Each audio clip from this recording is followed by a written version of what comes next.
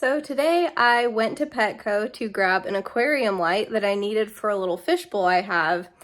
And while I was in there, I seen a really pitiful betta fish and I felt super bad for him.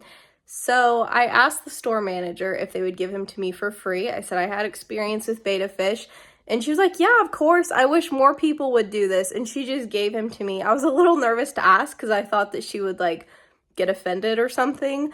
But she just gave him to me for free and was like, yeah, hopefully you can get him better. I guess he just got there in a new shipment of bettas, so he was obviously injured before the store ever got him.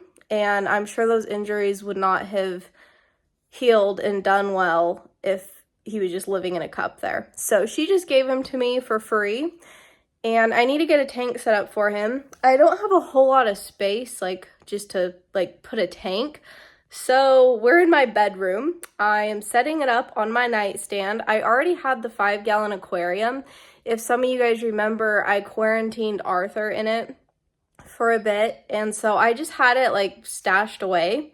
And I already had the light and the heater. So I grabbed him and a piece of driftwood because driftwood will release tannins and just help his injuries.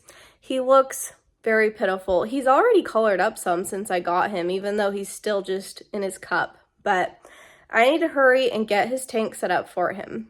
So in this closet, I have some substrate. Let's see what I have. Not in there. It would be in here. So I've got this sand, and I have some play sand, aquarium sand as well. But I don't really want to take the time to rinse it because he's just in his cup. Let's see. I do have some of that. I'm not going to use that though. I am just going to use some sand and, oh, that's also aqua soil. Thought that was gravel. I'm going to use sand, and then I'm just going to put Anubias and Java fern in the aquarium because betta fish really don't produce that much waste. And so I'll just put plants in there that don't need to root down in any substrate.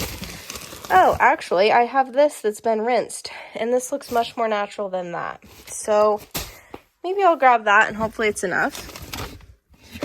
Let's see, I do have some gravel, but the piece of driftwood I have is not going to be soaked yet, so maybe I'll add that later, just to make it look nicer. Let's put this all back.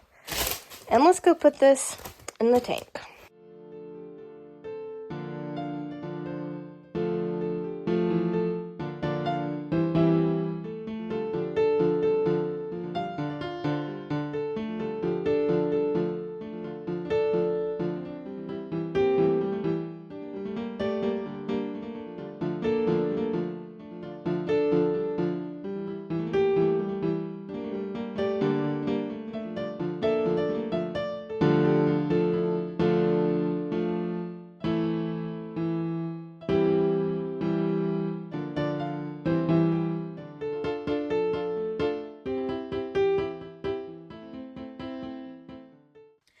Alright, I got all of this set up, and shockingly, the driftwood did not, float, which I've never had that happen before. It's a real piece of driftwood. It's Mapani driftwood, but because it's not floating, I'm guessing it's probably not going to release very much tannins, but I'll add some more later.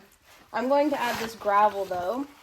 I said I would just add it at a different day, since I figured the wood would float, but it's not floating, so that's just kind of crazy. I've never had that happen before.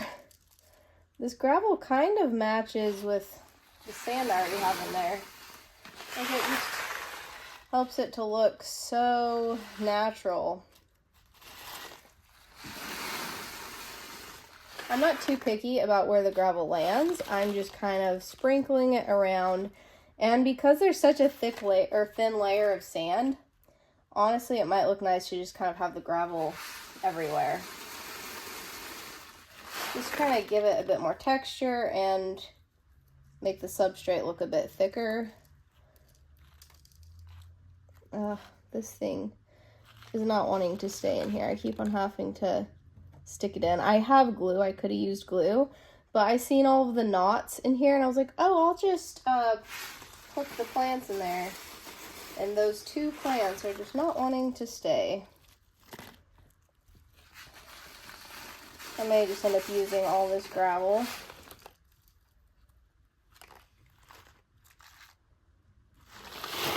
All right, let me reattach the plants and then I'm going to add some more stuff to the aquarium.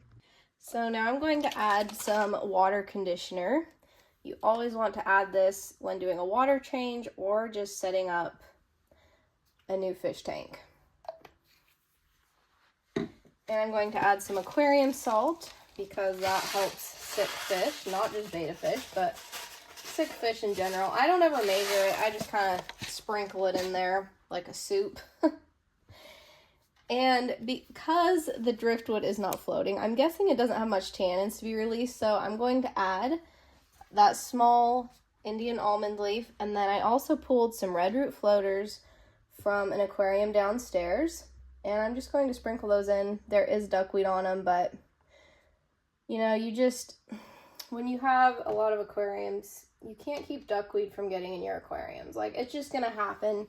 You're gonna have duckweed, so I've learned to just live with it. It's really not that bad, and it will just help clean up after the betta fish. So now that the tank is all set up, we've added water conditioner and the heater is turned on, and I didn't add really cold water, so it should be a good temperature. Let's add the betta fish. First, let's make sure, I'm just going to check the temperature of his cup compared to here. Yeah, this tank is warmer than his cup, so we're just going to float him. And then we'll add him in and we'll get a better look at him. Whoops, we'll get a better look at him under the lights. See kind of what we're dealing with. His fins are pretty badly damaged and it looks like something's going on with his gills. Not entirely sure. He's already colored up since I bought him though. He was like almost yellowish color at the store. I didn't get a picture, but let's look at him. Let me just take this off the tripod. He's like a purplish color. Poor guy, he looks so stressed. And see how his gills, oh, sorry, that's not a good shot. Probably can't see it very well.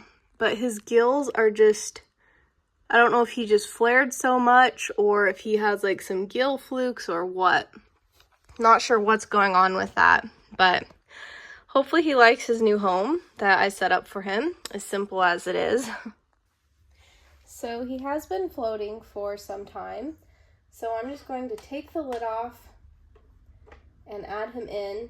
And I'm going to dump the water from his cup into the tank as well. Normally I wouldn't recommend this, but this is the water he's living in. He's the only fish in here. There won't be any other fish getting sick from the water. And he's being added to a much larger body of water, so it shouldn't like really spike the ammonia in the tank either. It should be just fine. Oh, he's hiding under his little almond leaf. Let me just dry this up a bit and then we can get a closer look at him. So it's kind of hard to see him because of all the sunlight coming into my bedroom, but he is flaring at his reflection. He seems quite feisty. His fins just look so horrible. So maybe he isn't as sick as I thought he was. Like in the store, he was so pale. Wish I would have grabbed a photo of him. Like he looked bad enough that the manager was just like, yeah, you can have him for free. And he's already looking so much better and he's so feisty. Acts like a true red betta fish. I wish this phone would get better footage. Now that he is getting adjusted to his new home and exploring, let's talk about the setup of this tank just a little bit more. As you can see, it's really simple. So this is something a really new beginner, like never set up a tank before. This is something you guys could achieve quite simply. I bought this piece of driftwood for 10 bucks at PetSmart. And I grabbed these plants while I was in there as well. So this plant and this plant were like in the little tubes. And then this was in an aquarium. Both of these Anubias were an aquarium that I just had the person pull out of the water for me. Now, something that's going to happen with these Java ferns, so when you guys see this tank in the future, if you're new to aquarium plants, this is going to melt back most likely. This will definitely melt back. It's already starting to die. But as the leaves start to die, they throw out baby plants. So it might look a bit ugly for a while, but then it will look really lush and green once all those babies start growing in, and that's what I'm hoping for. When you do planted aquariums, even ones as simple as this, you need to be careful to just be super patient and not have your hands in the aquarium and ripping out plants and adding new ones in or just giving up on plants altogether because you think you killed them. You know, that's quite normal for them to melt back. I highly doubt this Anubias will melt back, but if it does, that's okay. I'm sure it will come back. And then I also have the red root floaters right here, which as they get healthier and kind of spread out, there will be more red roots, which will just kind of add some red to the tank, add some more color. It will look nicer. Here's the little guy. But yeah, like I said, this is something you can achieve very easily. I just have a thin layer of sand. I typically would have done a thicker layer than this, even if I wasn't adding plants to it, just because it's more space for beneficial bacteria to grow. But that was all of that color of sand I had, so I just added it and left it. It will be just fine. All that being said, this little guy needs a name. I was a little hesitant to just pick out a name for him because I wasn't sure if he was going to make it, but now that I get a closer look, I'm not sure anything is wrong with his gills. They may be expanded a little bit, but he's been flaring quite a bit, so I'm wondering if that's why. His fins need to heal back for sure, which the warm water and aquarium salt and tannins in the water will really help with that. But yeah, if you guys have a name for him, please leave that down in the comments. I really don't have a name that comes to mind when I see him, so if you guys could help me out with that, that would be awesome. I almost forgot to address why I don't have a filter in this aquarium. If you guys have been following my channel for very long, you know I don't keep filters in my aquariums. You're probably wondering, he needs great water quality, why isn't there a filter in there? If I need to, I do have a sponge filter downstairs I can throw in, but betta fish don't do well in a lot of flow. Now, sponge filters don't create very much flow, but they are kind of noisy. I don't like the noise, and because he's one betta fish in a 5-gallon aquarium with plants, he's not going to produce enough waste for there to even be a need for a filter. Even if most of these plants die off and all that's growing is the Anubias and the floating plants, we should be good. And I can always do a water change as needed. Because this is an uncycled aquarium, I'll need to keep an eye on things and just kind of gauge whether or not it needs a water change. I did not add any stem plants, which I could add some guppy grass from a different aquarium. I didn't think about that. But I just wanted a very simple look, plants that don't need to be put into the soil or anything. That way, if I need to break it down or add medication or something and remove the plants, it's easy. I can do that and I can treat him as needed, you know? So yeah, that's why I don't have a filter. He will still have good quality water and good quality of life.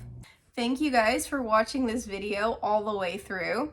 And if any of you guys are watching this that are beginners, I hope just watching me set up this aquarium and how simple it was, I hope that was inspiring to you and helpful.